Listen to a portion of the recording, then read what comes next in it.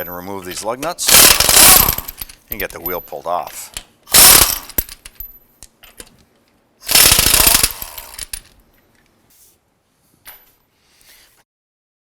All right, so we're going to go ahead and remove this nut here and the upper nut on the top. Only problem here is when we go to turn this, the center of the end link is spinning as well. So we're going to use an Allen key to put that in, to hold that from spinning, and then turn the wrench. So what we're doing now is working this nut back and forth because the threads are all crusty, rusty. And if we work it back and forth, we're going to use the threads on the nut to clean the stud itself, so we can take this off.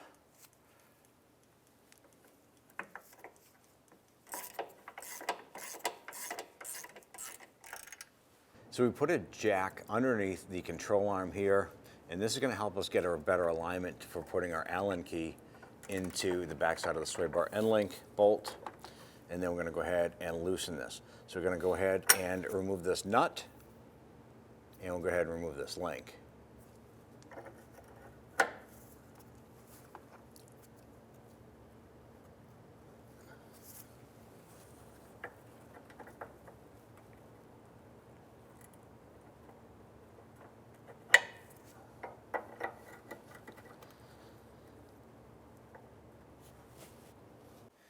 So remove the cotter pin and remove the nut from the ball joint. Do so by straightening out that cotter pin.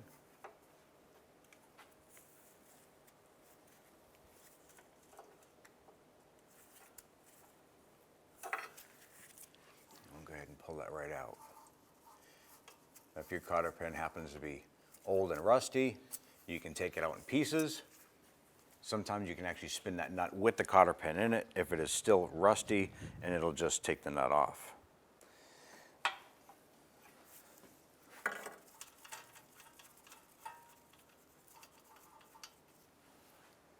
I'm going to loosen that. I'm going to go ahead and apply a little bit of pressure on the top and break this ball joint free.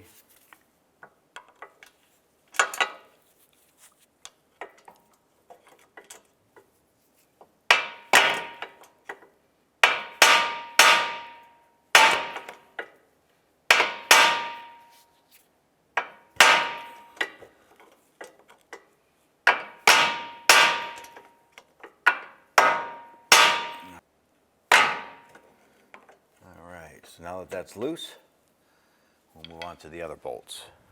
We're now going to go ahead and remove the forward mounted bolt and the subframe holding that control arm.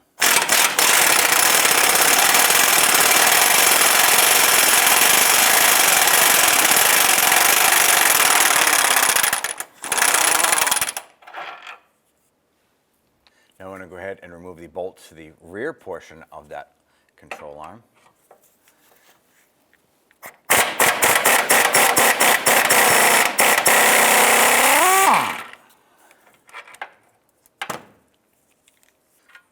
Remove the nut off of the ball joint now.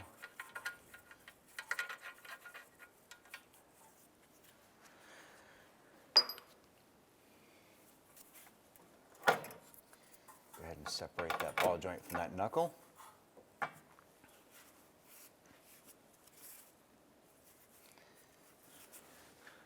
going to go ahead and use a pry bar to go ahead and pull this control arm out from the subframe. I'm going to go ahead and work this out slowly.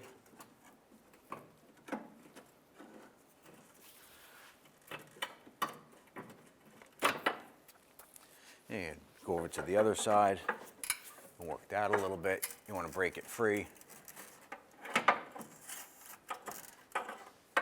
Be prepared when it comes out. You don't want it to fall on your feet.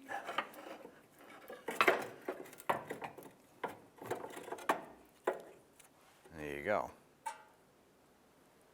Go ahead and remove this bolt and these two nuts.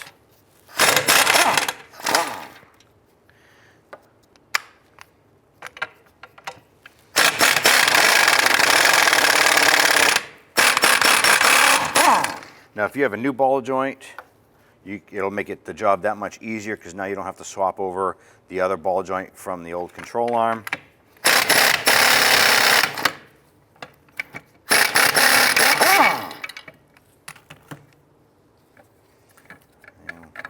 ahead and swap that out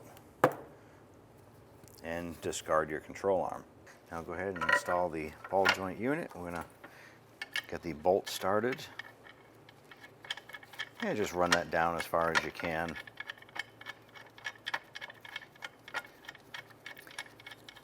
Threading it on by hand first helps prevent cross-threading of hardware and eliminates any headaches down the road. So once you get those on there, we're going to go ahead and snug these down.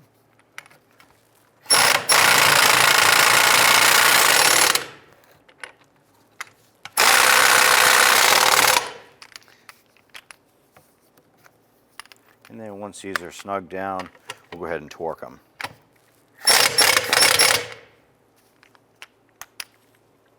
With the control arm set up in its preliminary location, and we're going to go ahead and get that ball joint pressed up and into that knuckle. Go ahead and get that nut started. We just want to get that on there, a few threads there so that that holds that in place. So now what we're going to do is try and get this back bushing lined up in the subframe. So we're just going to go ahead and use our rubber mallet and just kind of bonk this around and get this to line up.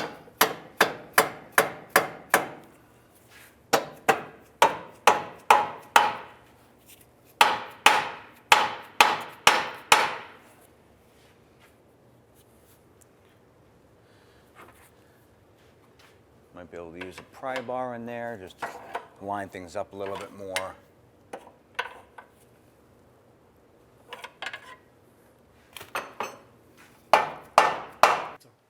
So we're going to go ahead and install a screwdriver into this bushing and just pry it up into place like so. And then we'll go ahead and use a jack to kind of lift up this control arm a little bit. I'm going to continue working it inward to get these bolts lined up. With this front one lined up, we're going to go ahead and get the front bolt started. We're not going to tighten it, but just get that started in there, and then we'll go ahead and get that back bolt lined up.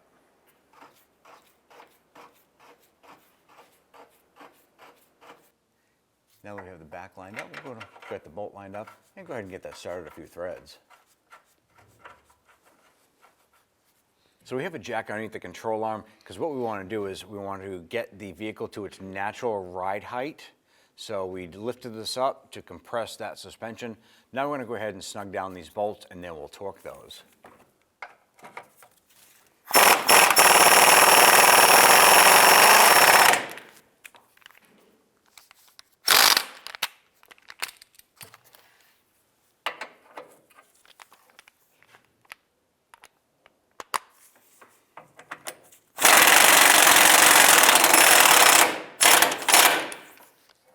We're now going to go ahead and torque the forward bolt to 61 foot-pounds.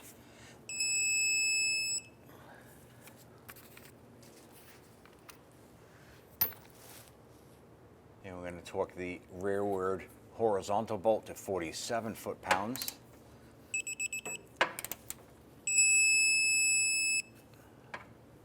All right, so you want to go ahead and torque the ball joint nut to 55 foot-pounds if you have the ability to do so. Otherwise, we're going to tighten this up, and then we're going to make sure that the notch in the castle nut lines up with the hole in the ball joint stud, so you can then go ahead and install the cotter pin.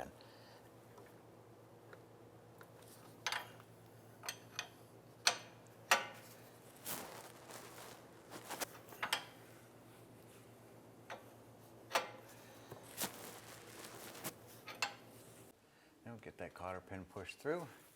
I'm going to use our pliers and get that bent up and over.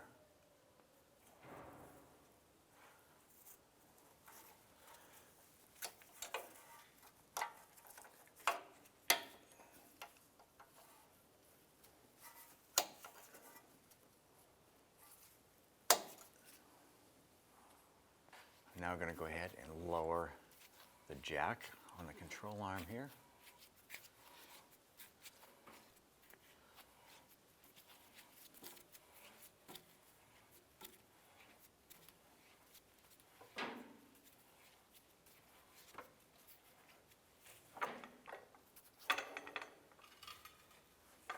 I'm going to go ahead and torque these two nuts and the bolt down to 43 foot-pounds.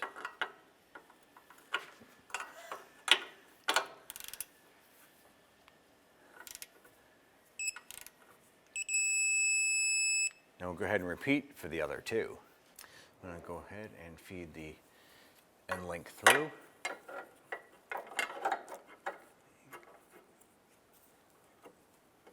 And go ahead and get that put through on the link.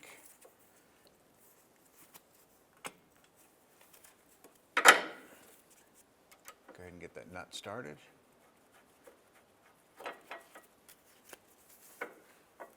And we'll go ahead and line up the bottom.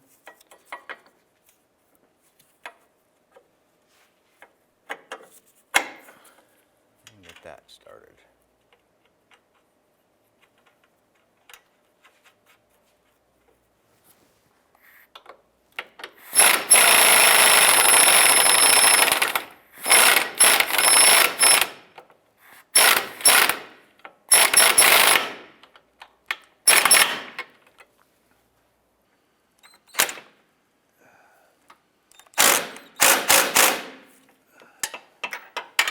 Once you've tightened up these two nuts here, you can now go ahead and repeat for the other side. I'm going to go ahead and reinstall the wheel. Get that lined up. You want to go ahead and get the lug nuts all started by hand.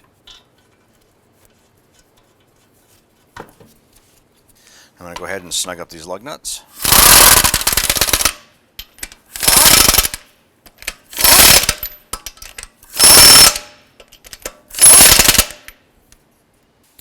Now I'm going to go ahead and torque the wheels to 79 foot-pounds. I'm going to do this in a crisscross pattern.